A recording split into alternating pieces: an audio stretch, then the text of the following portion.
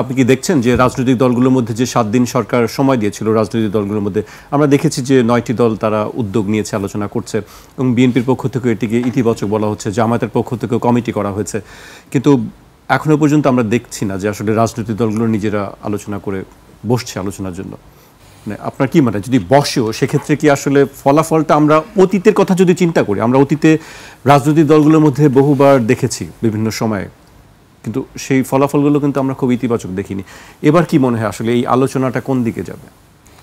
আচ্ছা, আপনি একটি টিভি চ্যানেলের গুরুত্বপূর্ণ জায়গায় আছেন, প্রতিদিন সংবাদ ফলো করেন এবং টকশোতে আলোচনা করেন এবং করান।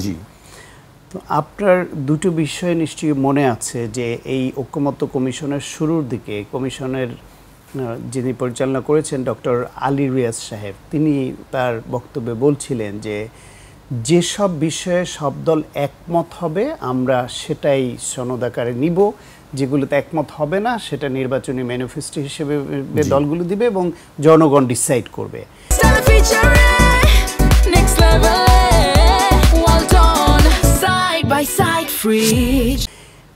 ঠিক একই কথার প্রতিধ্বনি ছিল প্রধান উপদেষ্টা ডক্টর মোহাম্মদ ইউনূসের জাতির উদ্দেশ্যে দেওয়া ভাষণে, যে আমরা আলোচনা করব এবং যেই দলগুলো সব একমত হবে আমরা সেটা নিয়ে আগাবো, এবং যেগুলো একমত হবে না আমরা সেগুলো পাবলিকলি জানিয়ে দিব দলের অবস্থান, জনগণ সিদ্ধান্ত নেবে। তাহলে এই যে দুই গুরুত্বপূর্ণ ব্যক্তি এই কথা বললেন, সেখান থেকে সরে এসে ওনারা এই চালাকির আশ্রয় নিলেন কেন, যেখানে জানে যে বাংলাদেশের রাজনৈতিক দলগুলো নিজেরা বসে একমত হতে পারে না। এই ইতিহাস বাংলাদেশে নাই, এখানে রেফারি লাগে, রেফারি দিয়েই পারা যায় না। ওনারাও তো শুরুর দিকে বিভিন্ন দলের বিভিন্ন মত ছিল, একমত হচ্ছিলই না। এই রেফারিংয়ের মাধ্যমে মাসের পর মাস চেষ্টা করে অনেকগুলা বিষয় পরে একমতে আসছে। সেখানে কি আশা করা যায় যে এক সপ্তাহের মধ্যে এরা একমত হবে? আর একমত যদি না হয় তাহলে আমরা যেটা বলি, যেটা মন চায় সেটা দিয়ে দিব সরকারের পক্ষ থেকে। হ্যাঁ, তা আপনার যেটা মন চায় সেটাই যদি আপনি দিয়ে দিবেন, তাহলে এই 7 মাস ধরে আলোচনার দরকার ছিল কি? শুরুতেই বলতেন যে আপনারা আপনাদের মতামত দিয়ে যান, এটা নিয়ে এত আলোচনার কিছু নেই, আমরা আপনাদের ওপিনিয়নগুলো নিলাম, তারপর আমরা সিদ্ধান্ত নিব এর মধ্যে কোনটা রাখবো কোনটা রাখবো না, আমরা সিদ্ধান্ত নিয়ে নিব, আপনারা মানতে বাধ্য। বাধ্য করে তো আসলে হয় না, বাধ্য করলে কেউ এটা ওন করে না। সুতরাং এইটা শেষের দিকে এসে ঐকমত্য কমিশন শুরুর থেকে অনেক ধৈর্য নিয়ে তারা একটা সফলতার দিকে এসে তীরে এসে তুরি ডোবালো, তরিটাকে ডুবিয়ে দিয়ে তারা লাভ দিয়ে পারে উঠে এখন যে যার মতো চলে যাবে। সুতরাং দেশের লাভ হলো না। এই যে শেষের গ্যাঞ্জামটা লাগাইলো, আমার ধারণা এইটা এই ঐকমত্য কমিশন বা এই সরকারের তরফ থেকে কেউ লাগাচ্ছে। এবং এই যে দলগুলো এখন যে উস্কানি পেয়ে এখন মাঠে নামছে, হুঙ্কার দিচ্ছে অচল করে দেওয়ার, আঙ্গুল বাঁকা করে ঘি চাটার যে হুমকি দিচ্ছে, তো নির্বাচন 2 মাস পেছানোর, নির্বাচন 2 মাস পেছানোর দেখেন কি হবে। এই যে জামায়াত ইসলামের দেখেন ওনাদের ইন্টেনশনটা কি, এই সরকারকে নৈতিক বা অনৈতিকভাবে চাপে ফেলে তাদের চাওয়াকে ফুলফিল করা। অনৈতিকভাবে এর আগে চাপে ফেলতে চেয়েছিল, বলেছিল এই সরকারের কোন কোন উপদেষ্টা নাকি কল রেকর্ড ওনার হাতে আছে।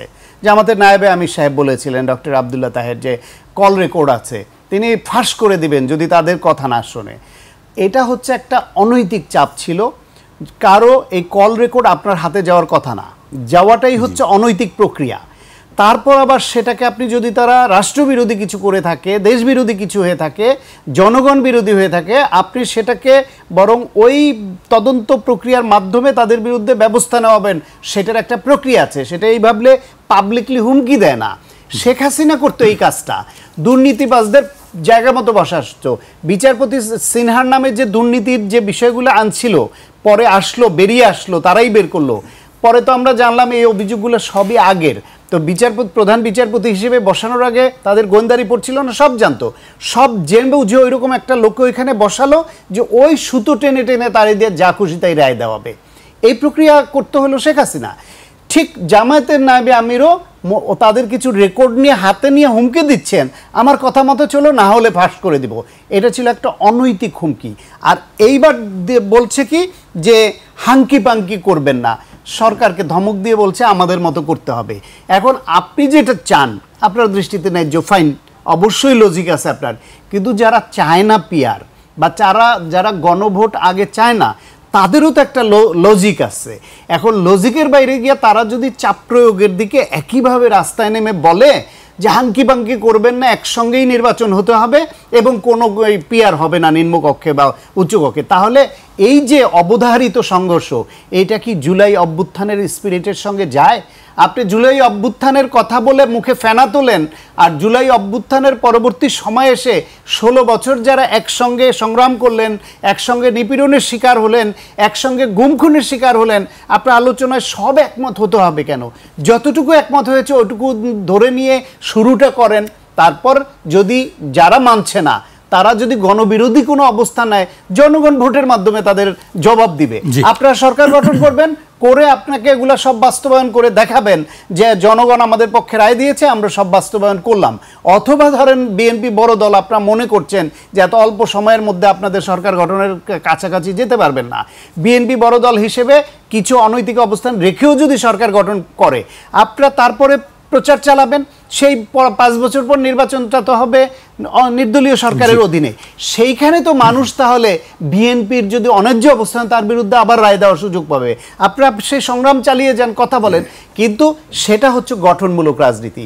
এই দল একেবারে ফ্রম দ্য ভেরি বিগিনিং বাংলাদেশের অভ্যুত্থান 47 থেকে শুরু করে সেই দেশভাগের সময়ে ভুল সিদ্ধান্ত নিয়েছে, 71-এ ভুল সিদ্ধান্ত নিয়েছে, 86-তে এরশাদের সঙ্গে নির্বাচনে গিয়ে ভুল সিদ্ধান্ত নিয়েছে, 1996 সালে আওয়ামী লীগের সঙ্গে মিলে 3 সিট নিয়ে পেয়ে ভুল সিদ্ধান্ত নিয়েছে।